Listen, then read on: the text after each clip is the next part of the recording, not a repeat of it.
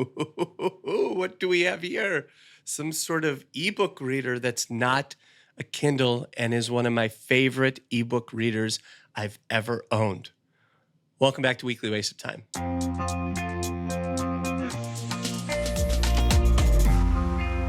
Welcome back to Weekly Waste of Time. My name is Jeff Landsman. I'm so excited to be doing this show because today we're talking about the Kobo Sage. As promised, a lot of you have watched our Paperwhite show, and I loved doing that one. Today we're just going to talk about the Sage.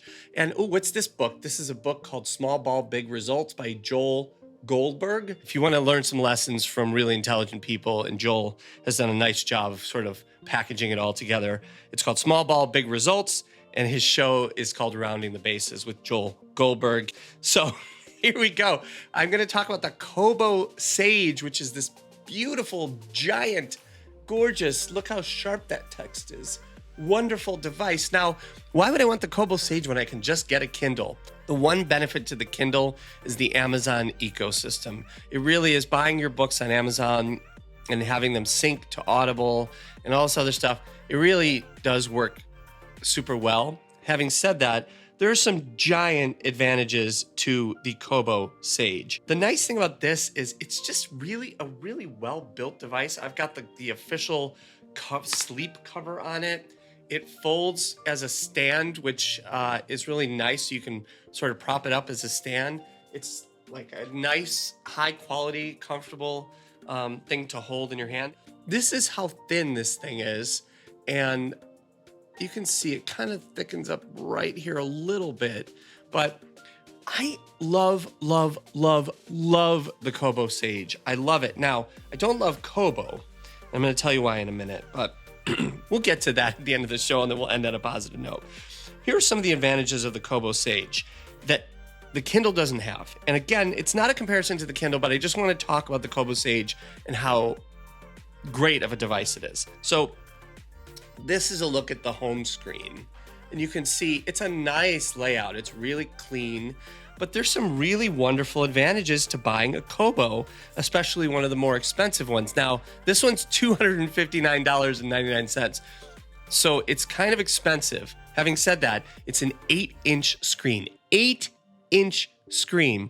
It's got a nice soft back. It's got this sort of rubberized back. Oh, by the way, yes, it is waterproof. Take it in the bathtub with you, read in there, take it in the shower and read somehow in the shower. I don't know why you would do that. There are a few things that work with the Kobo Sage. Number one, you have Dropbox support. Now, why would I want Dropbox support? What does that even mean? Well, you can put all of your books on Dropbox. Now, this is sort of like a twist in the show where I wanted to talk about it, but I don't want to get too in detail. There's a third-party app that's totally free called Calibre or Calibre, Calibre. I think it's Calibre, like Libre in Spanish is book. And Calibre will let you take your purchased Kindle books. Now, these are books you bought. It doesn't work with books that somebody else bought. You have to use your own books, and it will let you convert those encrypted books to other formats. Now, I can't tell you how to do this. I can't explain legally like, oh, so this is the plugin you need and this is blah, blah, blah. But if you just do a little Googling, you'll figure it out. It's just an added feature. You can still sync your books through your computer. That's fine too. Or you can buy them through the Kobo store. Those are all great options. The other thing this does, there's three that are amazing, is you have this My Articles section. Now, what does this say? It says read articles with Pocket. What is Pocket? Well, go to getpocket.com right now, and you will see that you can create an account for free. And so when you're kind of like at lunch and you're kind of scrolling through the web, you're like, oh, I want to read that later. That's what Pocket is. You basically add it to like your Read It Later magazines in Pocket, and you go share, and you're sharing it all to Pocket, and then later, oh, it's on your e-reader. What? Yeah. You know, one of the huge advantages of an e-reader versus a phone is not just the digital paper where it's a lot easier on your eyes. The huge advantage is that you're not distracted. you've got this in your hand. You're not getting texts. You're not getting notifications from all your social media. You're not getting calls. You're not getting FaceTimes or Google Hangouts or any of this other stuff.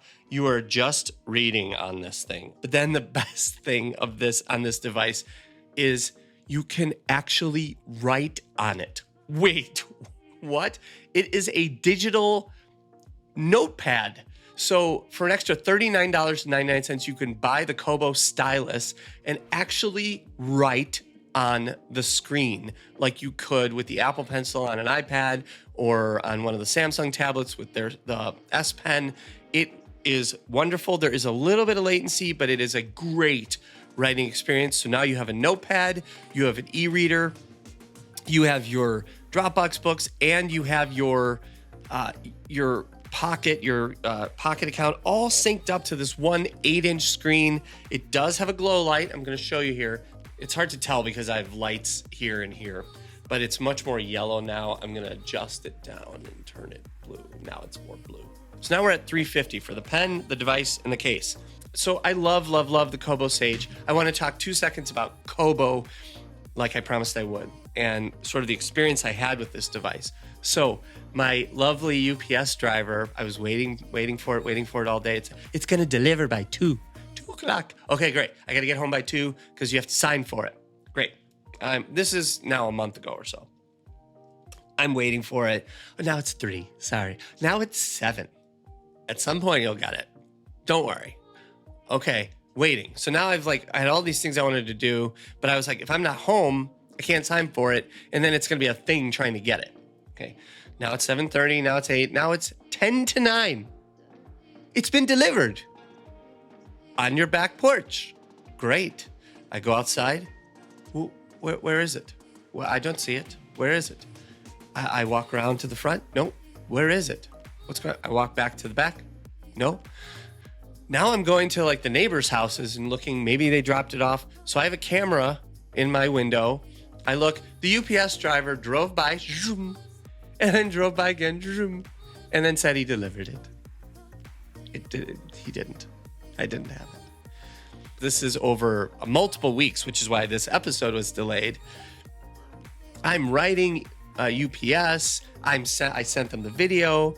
They said, no, well, too bad. It was delivered. It wasn't. So it was clearly either a naughty driver stealing my package, or hopefully, let's have faith in people, he or she delivered it at the wrong house. I call UPS and they pick up, they say, the woman, without even talking to her, says, you're not going to know anything for 8 days. I said, okay, is it possible? No.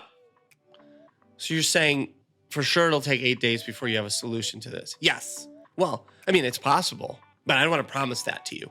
Okay, I'm like, I was talking like this. I'm not arguing. So clearly this is happening a lot with UPS, and I'm on the forums and everyone's complaining about them. Listen, I've overall had a phenomenal experience with UPS. This time I didn't.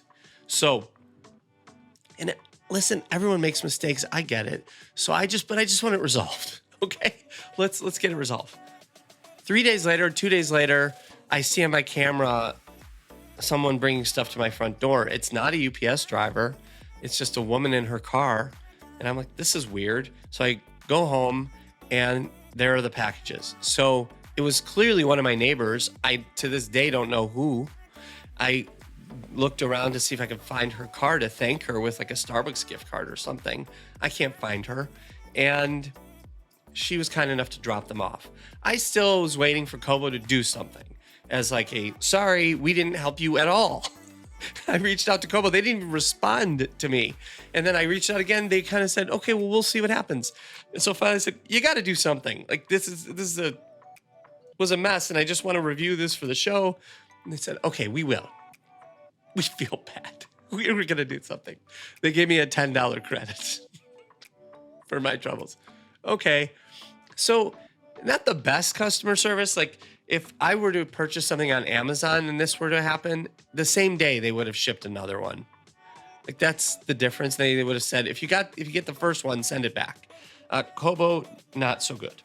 So having said that, I love this. device. I love it. It is my main e-reader. It's big. It's distraction free. And thank you so much for watching the show. I have such a great show planned for next week. I can't tell you about it because it's still in the works, but next couple of weeks. So subscribe if you want to, or don't, because this is a waste of time.